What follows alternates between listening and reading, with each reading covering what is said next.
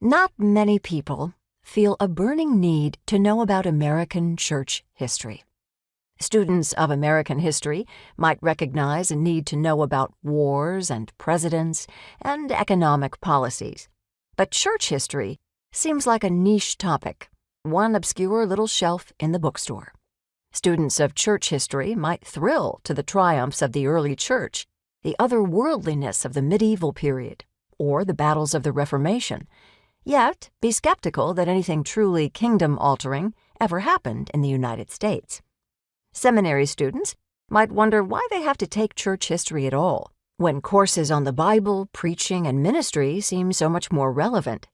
Lay listeners might feel the same way, believing that what makes Christianity compelling is what God is doing in the world today, not what church people did in the past. According to Esther chapter 6, verse 1, King Xerxes figured that reading history books would put him to sleep. Not exactly a ringing endorsement. But people do need to know about American church history. American Christians especially need to know about it. But so does anyone who interacts with them. For one thing, Christianity has been the dominant religion in the territory that became the United States since the period of European colonization. The people who lived in this place could embrace Christianity, wrestle with it, reinterpret it, reject it, build institutions to spread its influence, or try to curb those institutions, but they could not ignore it.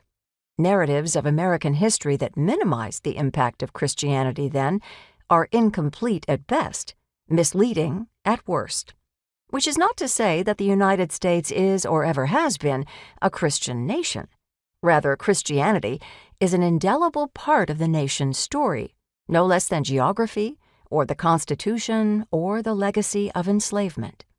A history of the United States with Christianity cut out would be like a map of the United States minus the Mississippi River Basin. It would have a gaping hole in the middle.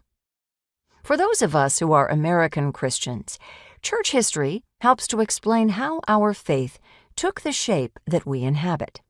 Although varieties of American Christianity, Protestant, Catholic, and Orthodox, homegrown and immigrant, conservative and progressive, have their own distinctive shapes, they are lumpy and angular in some context-specific ways.